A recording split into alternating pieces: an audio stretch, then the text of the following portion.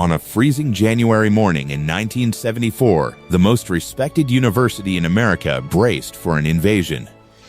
Students lined the streets of Cambridge, Massachusetts. Some carried signs. Some carried snowballs. Television crews crowded the sidewalks, and rolling straight toward them through the heart of Harvard Square came a 13-ton armored military vehicle. Standing tall in the open hatch, a cigar clenched in his teeth, one hand resting on a .50 caliber machine gun, was a 66-year-old movie star. The smartest students in the country had just called him, in writing, the biggest fraud in history. They dared him to show his face. They were certain they would tear him apart. They had no idea what was about to walk through that door. This is the story of the day John Wayne invaded Harvard and won. A legend out of step 1973. To understand why this happened, you have to understand where John Wayne stood in 1973. He was, by then, an American institution. 40 years of movies, the Oscar he'd finally won for True Grit, the most famous cowboy who ever lived. But the world around him was changing fast, and it was leaving him behind. The country was deep in the Vietnam War. A whole generation of young Americans had turned against the establishment, against the government, against the old idea of the flag-waving hero.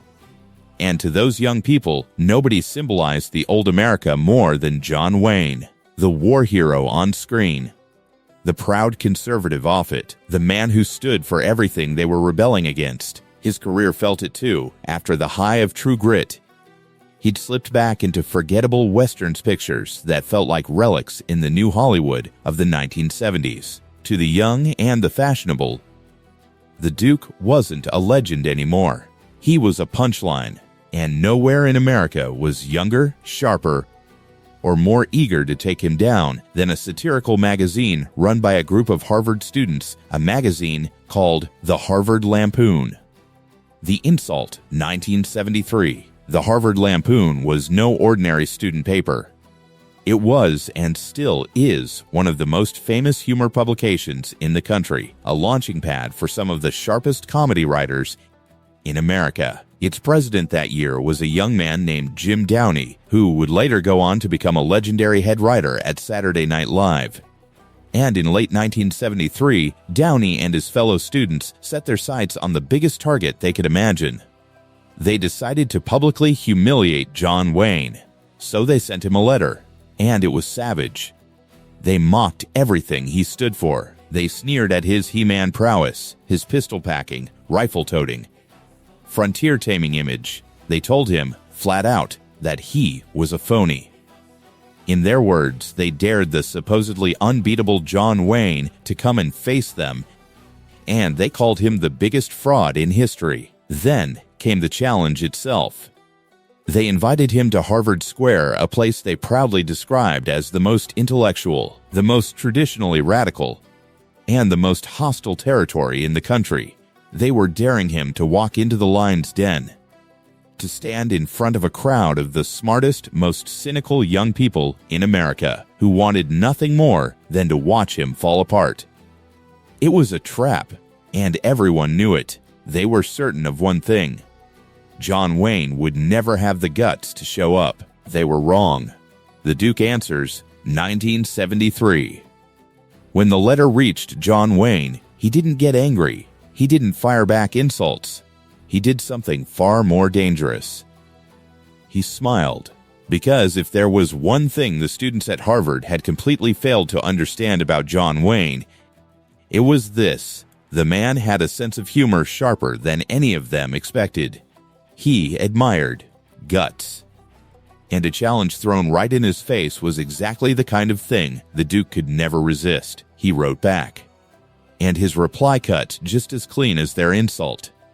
He told them, and these are his real words: sorry to note in your challenge that there is weakness in your breeding, but there is a ray of hope in the fact that you are conscious of it. In one sentence, he'd shown them he could play their game and play it better.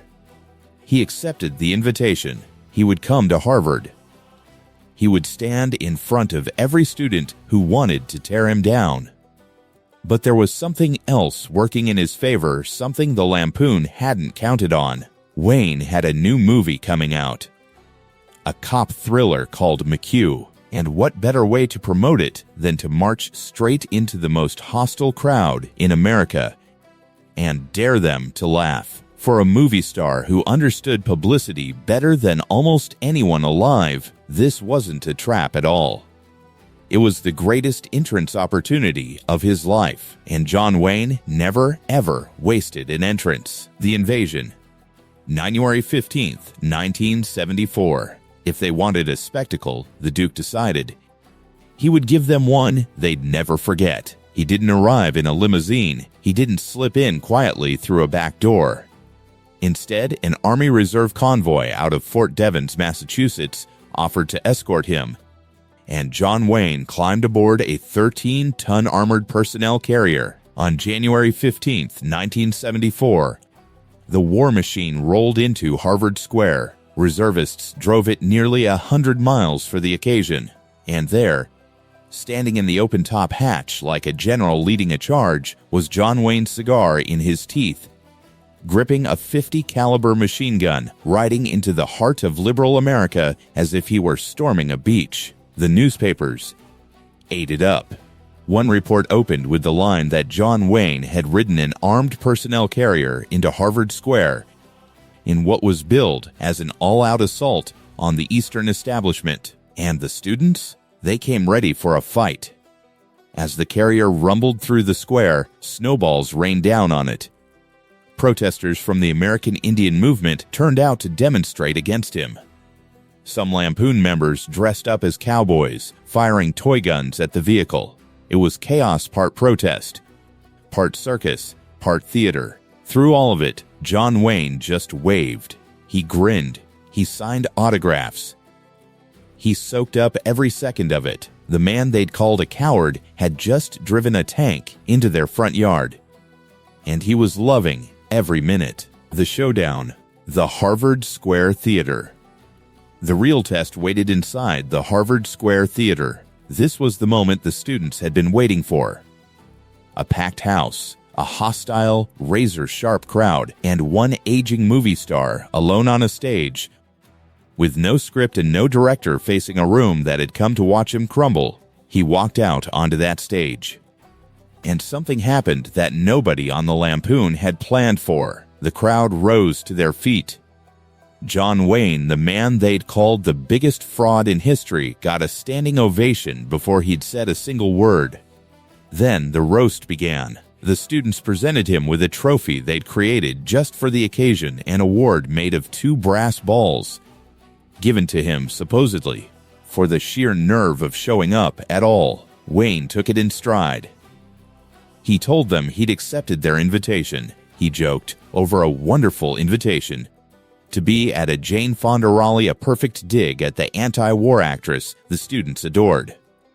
He noted that their previous guest of honor had been an adult film star, and that getting their invitation in a plain brown envelope felt like being invited to lunch with the Borgias, the family famous for poisoning their dinner guests. The room laughed.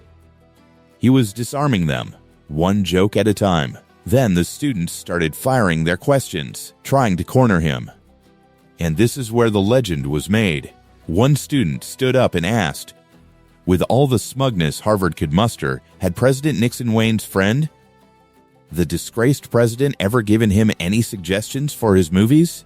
Without missing a beat, John Wayne answered, no. They've all been successful. The room erupted. With one line, he'd turned their sharpest weapon back on them. They came to prove he was a dumb cowboy. Instead, he was outwitting the smartest kids in the country, in their own house, on their own terms. The students who came to bury John Wayne ended up cheering for him, because what they discovered that day was something they never expected. The man wasn't a fraud at all. He was exactly what he appeared to be: tough, funny, fearless, and completely himself. And there is nothing a cynical crowd respects more than a man who refuses to pretend to be anything other than what he is. The fallout the story didn't end when he drove away. The spectacle had been so big, so public, that it caused real trouble not for Wayne, but for the Army. Within days, the Pentagon launched an investigation into the whole affair. A top defense official fired off demands to know exactly who had authorized using a 13-ton military vehicle to escort a movie star to a film promotion. There were even complaints about the energy crisis because that armored carrier guzzled fuel at nearly 3 gallons a mile, and the round trip had burned through the government's gas during a national fuel shortage. The image of John Wayne riding a tank to Harvard had become so famous that the United States military had to answer for it. But for the Duke, the mission was a complete victory. He'd been dared to walk into the most hostile room in America. He'd been called a fraud by the brightest young minds in the country, and he had walked out with a standing ovation, a trophy, and a story that would follow him for the rest of his life. He hadn't changed who he was to win them over. He hadn't softened his politics or apologized for his image. He'd simply shown up as himself and let his courage and his humor do the rest. That's what makes this story last. It would have been so easy for John Wayne to ignore that letter, to stay home, stay safe, and let the kids at Harvard say whatever they wanted. He was rich, he was old, he had nothing to prove, but that was never the Duke's way. When somebody told John Wayne he didn't have the guts, there was only ever one answer. He saddled up and rode straight at them. He walked into the one room in America most certain to hate him, and he won it over not with a gun, not with a fist, but with nerve and a sense of humor, and the simple refusal to be anyone but himself. The smartest students in the country tried to make John Wayne a punchline. Instead, he made them stand up and cheer. If you made it this far, do one simple thing: subscribe to John Wayne's legacy and ride along with us. Because the Duke's story is full of moments like this one, the dares, the comebacks, and the times he proved everyone wrong. And more chapters of John Wayne's legacy are still coming. If you grew up watching him ride across that screen, this is the place to keep those stories alive. So saddle up, hit subscribe, and stay with us for the next one.